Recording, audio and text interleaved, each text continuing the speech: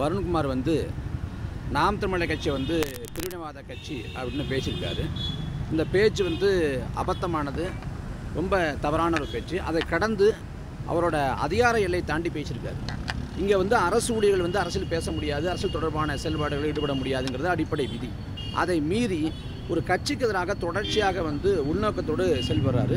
அதனால தான் அவங்க பேசியிருக்காரு. இது மட்டுமில்லாது தொடர்ச்சியாக நாம் தமிழர் கட்சி குறித்து அவதூறு பரப்படுது, நாம் தமிழர் கட்சியோட நிர்வாகிகள் மீது பொய் வழக்கு போட்டு கைது பண்ணுறப்ப பெறப்படக்கூடிய அலைபேசியிலேருந்து தனிப்பட்ட விவரங்களை எடுத்து, தனிப்பட்ட ஒளிநாடாக்கள் புகைப்படங்கள் எடுத்து பொதுவெளியில் விடுறது. அப்போ ஒரு காவல்துறை அதிகாரியாக செயல்படுவதற்கான எந்தவித தகுதியோ அருகதையோ அற்ற ஒரு ஆளாக தான் வந்து வருண்குமார் செயல்படுறார். உண்மையிலே வந்து அவருக்கு வந்து அரசியல் பண்ணணும், நம்மளை எல்லோரும் பேசணும், நம்ம வந்து விளம்பரம் மூலமாக புகழ் பெறணும் அப்படிங்கிற நோக்கம் இருந்தால் அவர் காவல்துறை இந்த பதவியை வந்து முழுமையாக ராஜினாமா பண்ணிவிட்டு திமுகவுக்கு போய் அங்கே ஒரு பொறுப்பு வாங்கிக்கிட்டு தாராளமாக செயல்படட்டும், நாமளும் வரவேற்கலாம். ஏன்னா இங்கே வந்து ஐபிஎஸ்ஸாக இருந்த அண்ணாமலை வந்து பாஜகவோட மாநில தலைவர் பொறுப்பில் இருக்கார். சசிகாந்த் செந்தில் வந்து ஐஏஎஸ்ஸாக இருந்தவர், அவரும் ஒரு கட்சியில் பொறுப்பில் இருக்கார். அதே போல் வருண்குமாரும் வரட்டும், வரவேற்கலாம். ஏன்னா இந்த அதிகாரத்தில் இருந்துக்கிட்டு ஏன் அதிகாரத்தை தவறாக பயன்படுத்தணும்?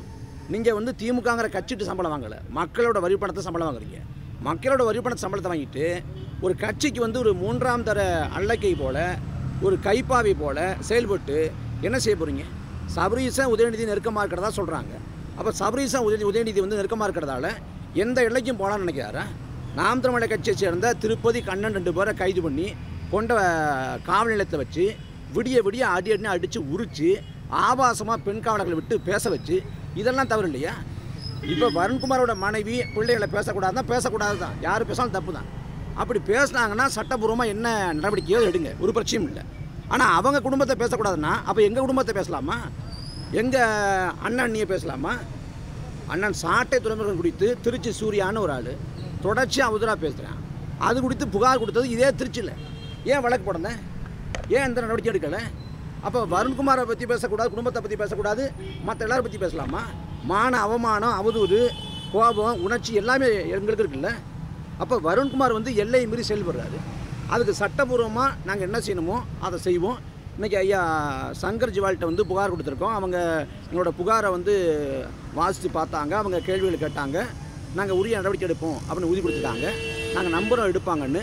ஒருவேளை எடுக்கப்படாத பட்சத்தில் நீதிமன்றத்தின் படியேறி சட்டப்பூர்வமாக வருண்குமாரோட சட்டை கழட்டும். அண்ணாமலை அவர்கள் வந்து நாம் தமிழர் கட்சி தமிழ்நாட்டுக்கு தேவை அப்படின்னு சொல்லி ஒரு கருத்து சொல்லியிருக்காரு. இந்த விஷயத்தில் வருண்குமார் ஐபிஎஸ் குறித்து பேசும்போது அதை அந்த கருத்தை வரவேற்கிறோம். அண்ணாமலை வந்து வலதுசாரி கோட்பாட்டை ஏற்றுக்கொண்டவர், பாஜக சேர்ந்தவர். அவர் இப்படி சொல்கிறாரு. இதே சமயத்தில் இங்கே இருக்கக்கூடிய முற்போக்கு இயக்கங்கள், ஜனநாயக இயக்கங்கள் எப்படி பார்க்குது? ஒருவேளை வந்து இதே வருண்குமாருக்கு பதிலாக வேற ஒரு ஆள் போய் சண்டிகர்லே டெல்லியிலே போய் திமுக வந்து ஒரு பிரிவினைவாத இயக்கம், அவங்க திராவிட நாடு முழக்கத்தை வச்சாங்க, மறுபடியும் வைப்பாங்க அப்படின்னு பேசினா இந்த தமிழ் சமூகம், இந்த பொது சமூகம் அமைதியாக இருந்திருக்குமா? எவ்வளவு கொந்தளிச்சிருப்பாங்க. ஒரு அதிகாரி வரம்பு மீறி பேசாருங்க. இது மனித உரிமை மீறல், அடிப்படை மனித உரிமை மீறல், அதிகார அத்துமீறல். இதை கண்டிக்காமல் இதை கடந்து போகிறாங்க அப்படின்னா எப்படி சகிச்சுக்க முடியும்? நாம் தமிழர் கட்சிக்கு வந்து அநீதி விளைவிக்கப்படுது, நாம் தமிழர் கட்சிக்கு வந்து இன்னல் நடக்குதுன்னா எல்லாரும் வாய் மூடி மௌனமாக இருக்கிறாங்க. இந்த மௌனம் வந்து ரொம்ப ஆபத்தானது. ஒரு அதிகாரி அந்த அதிகார எல்லையை தாண்டி பேசுறாரு, செயல்படுறாரு, பொய் வழக்கில் போடுறாரு, தனிப்பட்ட ஒளி நாடாக்களை வெளில வர்றாரு. இதே நாட்டில் பெகாசஸ் மென்பொருள் வந்து பேசுபொருளாக இருக்குது, தனி உரிமைக்கு தானதுன்னு. அதே போல் ஒட்டுக்கை புகாரம் பேசுபொருளாக இருக்குது. எங்களோட அலைபேசியின் தகவலை எடுத்து பொதுவெளியில் விடுவேன் அப்படின்னா இது என்ன மாதிரி அசிங்கம்? இதில் இணைய குற்றம் பற்றி பாரம் எடுப்பதற்கு வருண்குமாருக்கு என்ன தகுதி இருக்குது? நீயே இணைய குற்றம் தானே பண்ணுற. அடுத்தவனோட அலைபேசியின் தகவலை திருடி இன்னொருத்தட்ட கொடுத்து அதை பொதுவெளியில் வெளியிட சொல்கிறேன்னா இது இணைய குற்றம் இல்லையா? அவருக்கு வந்து எந்தவித தார்மீகமோ தகுதியோ இல்லை. அவர் இனியும் வந்து காவல்துறை பொறுப்பில் நீடிப்பதுங்கிறது அது காவல்துறைக்கு தான் அசிங்கம், அவமானம். ஏன்னா அவர் மட்டும் தமிழ்நாட்டில் ஐபிஎஸ்ல எத்தனையோ பேர் இருக்காங்க, மூத்தவங்க இருக்கிறாங்க, அனுபவம் கொண்டவங்க இருக்காங்க, அவங்களாம் இப்படிலாம் செயல்படலையே. ஆனால் இவருக்கு மட்டும் என்ன தலைமையில் கொம்பு முளைக்குது? அப்படி என்ன அதிகார திமிரு, பதவி மமதை? ஆட்சிங்கிறது 5 ஆண்டு இருக்கும். இந்த அதிகார வர்க்கம் வந்து 58 வயசு 60 வயசு வரைக்கும் இருக்கணும், மக்களுக்காக இருக்கணும். ஆனால் அப்படி இல்லை. இன்றைக்கி திமுக பின்புலத்துக்கிற துணிவில் என்ன வேணாலும் பண்ணலாம்ங்கிற இதில் பண்ணிகிட்டு இருக்காரு. ஆனால் அந்த திமுகவோட ஆட்சி அதிகாரம் நிலையானது இல்லை. இது மாறுறப்ப இப்போ இன்றைக்கி அதிகார திமிரில் ஆடுறவர் அடிபணிஞ்சு போவார். அனைத்து அரசியல் கட்சிகளும் இதுக்கு எதிராக குரல் கொடுக்கணும்னு சொல்கிறேன். கட்டாயம் பேசணுங்க, கட்டாயம் பேசணும். நம்ம எல்லாத்துக்குமா பேசுகிறோம்ல. என்கவுண்டர் படுகொலைக்கு எதிராக பேசுகிறோம், அதே போல் காவல்துறையினர் வந்து கையை முறிச்சா காலை முறிச்சா இல்லை பல்ல பிடுங்கினா அதுக்கு எதிராக பேசுகிறோம். இந்த மனித உரிமை சார்ந்து யாருக்கு நடந்தாலும் பேசுகிறோம். நாம் தமிழர் கட்சி குறிப்பாக யாருக்கு ஆதரவாக அண்ணன் சீமான் அவர்கள் பேசலை. ராசா வந்து வலதுசாரிகளால் தாக்கப்பட்டப்ப ராசாவுக்கு ஆதரவாக அண்ணன் அறிக்கை கொடுத்துருக்காங்க. அதே போல் அண்ணன் திருமா வந்து தாக்குதலுக்கு உள்ளானப்போ, இணைய தாக்குதலுக்கு உள்ளானப்போ திருமாவுக்கு ஆதரவாக பேசியிருக்காங்க. ராகுல் காந்தியோட பதவி பறிக்கப்பட்டப்போ அதுக்கு எதிராக பேசியிருக்காங்க. அந்த பதவி பறிப்புக்கு எதிராக பேசியிருக்காங்க. இங்கே வந்து மாரிதாஸுக்கும் கருத்துரிமை இருக்குன்னு பேசியிருக்காங்க. சவுக்கு சங்கருக்கு பேசியிருக்காங்க. எல்லாருக்குமே பேசியிருக்காங்க. ஜவாஹர்லாவுக்கு தண்டனை கொடுத்தப்ப ஜவாஹர்லாவுக்கு ஆதரவாக அறிக்கை கொடுத்துருக்காங்க. அப்படி எல்லாருக்கும் நாங்கள் பேசுகிறோம். ஆனால் எங்களுக்கு ஒன்றுனா யாரும் பேச மாட்டாங்கன்னா இது எப்படி பார்க்குறது? அவ்வளோ ஆபத்தான சக்தியாக நாம் தமிழர் கட்சி அவ்வளோ ஆபத்தா? விடுதலை புலிகளை ஆதரிக்கணும்னா நாங்கள் சாவின் கடைசி நொடி வரைக்கும் ஆதரிப்போம். திரும்ப திரும்ப சொல்கிறோம், பிரபாகரன் எங்கள் தெய்வம், விடுதலை புலிகள் எங்கள் குலசாமி.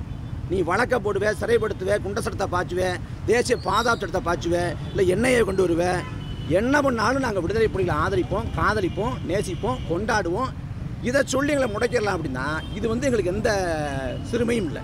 இன்னும் சொல்லப்போனால் ஒரு 20 நாட்களாக 30 நாட்களாக வந்து நாம் தமிழர் கட்சி வந்து வெளியேறாங்க, கூடாரம் காலியாகி கொண்டிருக்கு அப்படின்னு கருத்துராக்கம் செஞ்சப்போ வருண்குமார் மட்டும் தான் சொல்கிறாரு, அவங்களுக்கு இந்தியா முழுக்க ஆட்கள் இருக்காங்க, உலகம் முழுக்க ஆட்கள் இருக்காங்க அப்படின்னு அவர் தான் சொல்கிறார்.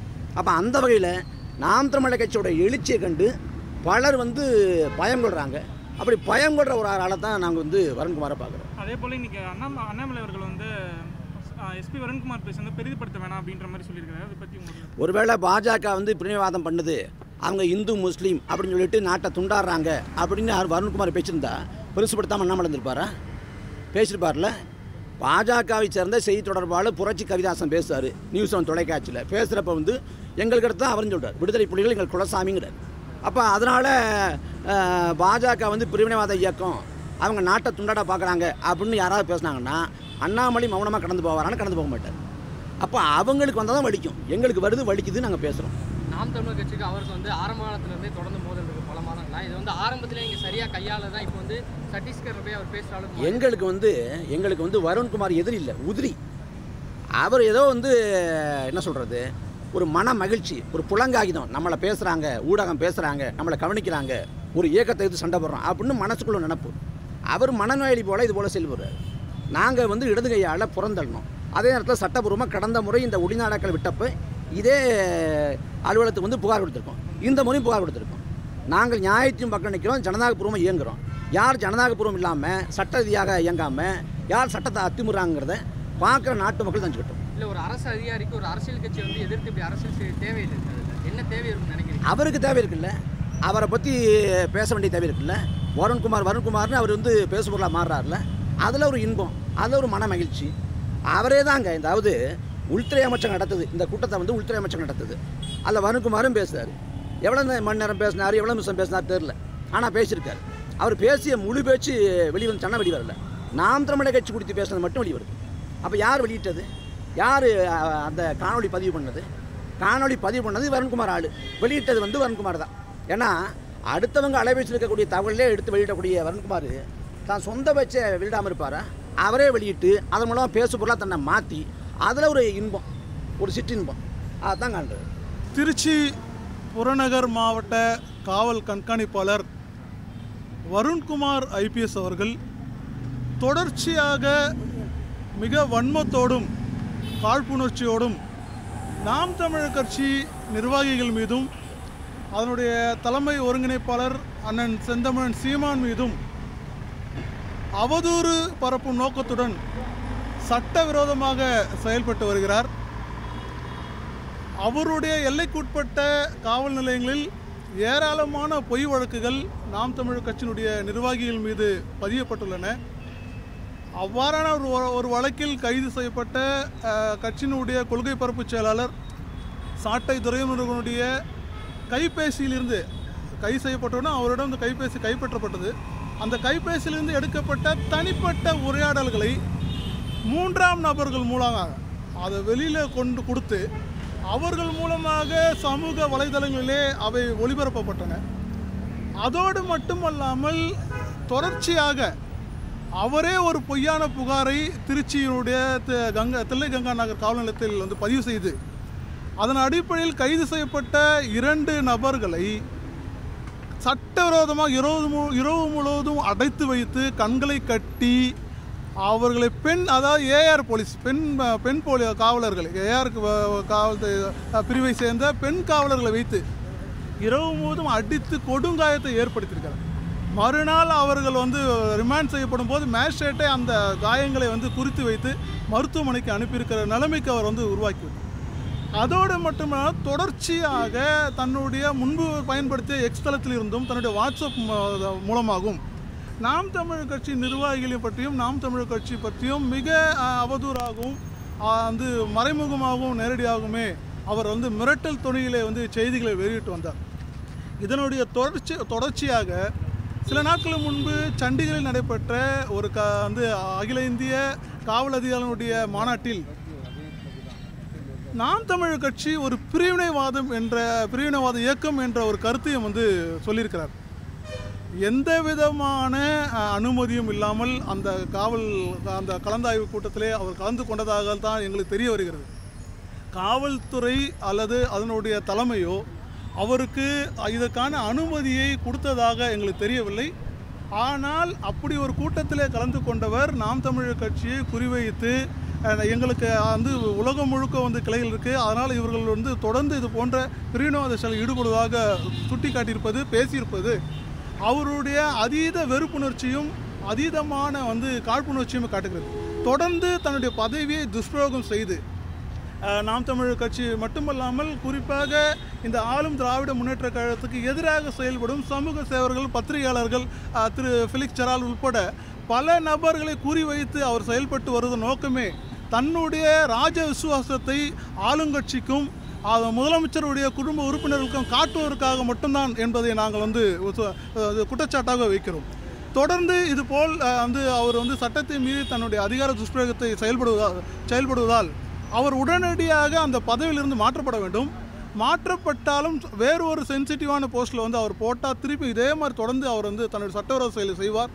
ஆகவே அவர் நான் சென்சிட்டிவ் போஸ்ட் வேறு ஏதாவது மாற்றப்பட வேண்டும் என்ற கோரிக்கையோடு இன்று காவல்துறை தலைமை இயக்குனர் திரு சங்கர் ஜுவால் அவர்களை இப்போது சந்தித்தோம். மிக பொறுமையாக எங்களுடைய புகார் முனைவை அதனுடைய புகாரில் கூறப்பட்ட சங்கதிகளை கேட்டவர் இதுபோல் தனி நபர்கள், தனிப்பட்ட ஒரு உயர் அதிகாரிகள், காவல்துறை அதிகாரிகள் தங்களுடைய கருத்தை சொல்வதற்கு நாங்கள் எப்போதும் அனுமதி வழங்குவதில்லை, நாங்கள் அதை ஏற்றுக்கொள்வதும் இல்லை. இது குறித்து நான் கண்டிப்பாக ஒரு ரிப்போர்ட், நான் ஒரு அறிக்கையை நான் கேட்டு வாங்குவேன். அந்த அறிக்கையின் பேரில் கண்டிப்பாக நாங்கள் நடவடிக்கை எடுப்போம் என்று சொல்லியிருக்காங்க. நாங்கள் வற்புறுத்தியது என்னவென்றால், இப்பொழுது நீங்கள் தொடர்ந்து அவரை அனுமதித்தால் அவர் மீண்டும் இதேபோல் சட்டவிரோத செயல்களில் தன்னுடைய அதிகாரத்தை துஷ்பிரயோகம் செய்வார் என்றதை நான் சுட்டி காட்டினோம். தம்பி இடும்பாவனம் கார்த்தி அவர்களும் தங்கை பர்கானா அவர்களும் இதுபோல் தொடர்ச்சியாக அவருடைய சட்டவிரோத செயல்களை பட்டியலிட்டனர். அதை பொறுமையாக கேட்ட காவல்துறை தலைமை இயக்குனர் அவர்கள் இதற்காகவே எங்களுக்கு தனியான சில ப்ரொசீஜர்ஸ் இருக்கிறது, அப்பாயின்மெண்ட் அண்ட் ட்ரான்ஸ்ஃபர் இது பற்றியான ஒரு போர்டு முடிவு பண்ணோம். கண்டிப்பாக அந்த போர்டினுடைய முடிவுக்கு நான் இதை அனுப்புவேன். வெகு விரைவில் இது உரிய நடவடிக்கை எடுக்கப்பட்ட நடவடிக்கை உங்களுக்கு தெரிவிக்கப்படும் என்ற ஒரு உறுதிமொழியை எங்களுக்கு அளித்திருக்கிறார். ஆகவே நாங்கள் இந்த சந்திப்புக்கு பிறகு கண்டிப்பாக காவல்துறை தலைமை இயக்குனர் அவர்கள் ஒரு நிச்சயமாக சட்டத்தை மீறி தனி மனித வெறுப்புகளுக்கு உட்பட்டு செயல்படும் திருச்சியினுடைய எஸ்பி, திருச்சி புறநகர் மாவட்டத்தின் எஸ்பி திரு வருண்குமார் மீது கண்டிப்பாக நடவடிக்கை எடுக்கப்படும் என்றதை நாங்கள் நம்புகிறோம். துறை ரீதியாக நீங்கள் நடவடிக்கை இல்லை, துறை ரீதியாக நான் கேட்கல, அது டிபார்ட்மெண்டல் ஆக்ஷன் நீங்கள் சொல்கிறது. துறை ரீதியாலாம் நான் கேட்கல. நாங்கள் கேட்டது உடனடியாக அவர் தற்போது வகித்து வரும் பதவியிலிருந்து மாற்றப்பட வேண்டும். ஏனென்றால் சட்டம் ஒழுங்கை ஆமாம் மாற்றுவது மட்டுமல்லாமல் மீண்டும் இதே போல் ஒரு சட்டம் ஒழுங்கை மெயின்டைன் பண்ணக்கூடிய ஒரு பதவியில் அவர் அமர்த்தப்படக்கூடாது. ஏனென்றால் அப்படி மீண்டும் அந்த பதவியில் இருந்தால் இதே மாதிரி தொடர்ந்து சட்ட செயலை செய்வார். ஆகவே அவர் நான் சென்சிட்டிவ் போஸ்ட், நிறைய நான் சென்சிட்டிவ் போஸ்ட் இருக்குது, அவங்களுக்கு தெரியும் அந்த லாங்குவேஜ் என்னன்றது தெரியும், நான் சென்சிட்டிவ் போஸ்ட்னா என்னென்னு. அதற்கு அவர் மாற்றப்பட வேண்டும். அப்படின்ற கோரிக்கையை தான் நாங்கள் சொல்லியிருக்கோம். கண்டிப்பாக அதை பரிசீலிக்கிறேன் என்று சொல்லியிருக்காரு. சட்ட நடவடிக்கை எடுக்க நீதிமன்றம் அனுமதி இல்லை, நாங்கள் இப்போ தான் கொடுத்துட்டு வந்திருக்கோம். அவர் வந்து கேட்டிருக்கிறது ஆஸ் சூன் அஸ் பாசிபிள் இம்மிடியேட்டாக இதை பற்றி நான் வந்து ஒரு என்கொயரி கால் பண்ணுறேன், நடவடிக்கை எடுக்கிறேன். நடவடிக்கை குறித்து உங்களுக்கு நான் வந்து பதிலும் வந்து உங்களுக்கு உரிய பதில் வந்து சேரும்னு அந்த ஒரு நம்பிக்கை கொடுத்துருக்காரு, ஒரு அஷூரன்ஸ் கொடுத்துருக்காரு. நாங்கள் அந்த நம்பிக்கையின் அடிப்படையில் காத்திருப்போம். உடனடி நடவடிக்கை இல்லை என்றால் கண்டிப்பாக நீதிமன்றத்தை நாடுவோம். நீதிமன்றத்தில் அதாவது வருண்குமார் ஐபிஎஸ்னுடைய அத்தனை சட்டவிரோத செயல்களும் பட்டியலிடப்படும். அதற்கு உரிய தீர்வை நாங்கள் வந்து பெற முயற்சி பண்ணுவோம். பல மாதங்களாக அந்த பிரச்சனை போயிட்டு இருக்குது. நீதிமன்றத்தை முன்னாலே நீங்கள் நாடினா கூட உங்களுக்கு அது அனைத்து இதுவும் இருந்திருக்கு. அப்படி இருக்கும்போது இவ்வளோ காலதாமதமாக நீங்கள் புகாரும் கொடுக்குறீங்க. இல்லை, இது காலதாமதம் எல்லாம் கிடையாது. இப்போது அது வந்து தனிப்பட்ட முறையில் அவர் செயல்பட்டது நாங்கள் சட்ட ரீதியாக சந்திச்சு தான் வரோம். ஏன்னா மதுரை உயர்நீதிமன்றத்தில் நாங்கள் வந்து அதுக்கான பல்வேறு நடவடிக்கைகள் எடுத்திருக்கோம். சாட்டை துரைமுருகன் அவர்கள் பல்வேறு வழக்குகளை போட்டிருக்காரு.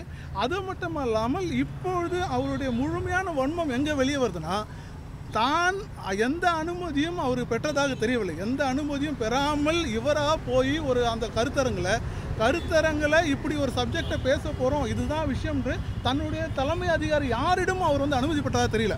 அங்கே போய் இவர் இப்படி ஒரு கருத்தை சொல்லி, தான் தோன்றித்தனமாக இப்படி ஒரு கருத்தை சொல்லி, எந்த விதமான வந்து அடிப்படை ஆதாரம் இல்லாமல் அபத்தமான ஒரு கருத்தை சொல்லி, அந்த கருத்தை வந்து இவரே பதிவு பண்ணி அதை வந்து பத்திரிகைகளுக்கு வந்து செய்தியாக கொடுத்து இவரே வெளியிடுறது, இவர் எந்த அளவுக்கு நாம் தமிழர் மீது மிக வந்து வன்மத்தோடு செயல்பட்டு வருகிறார் என்பதை காட்டுது. இதை வந்து மிக முக்கியமாக இதை நான் தலைமை காவல்துறை இயக்குனர் சங்கர் ஜுவாலா அவர்களிடம் நாங்கள் ஆணித்தரமாக எடுத்து கொடுத்தோம். அவர் அதை ரொம்ப கூர்ந்து கவனித்திருக்கிறார். கண்டிப்பாக நடவடிக்கை எடுப்பார் ஒரு பெரும் நம்பிக்கையோடு நாங்கள் காத்திருக்கோம்.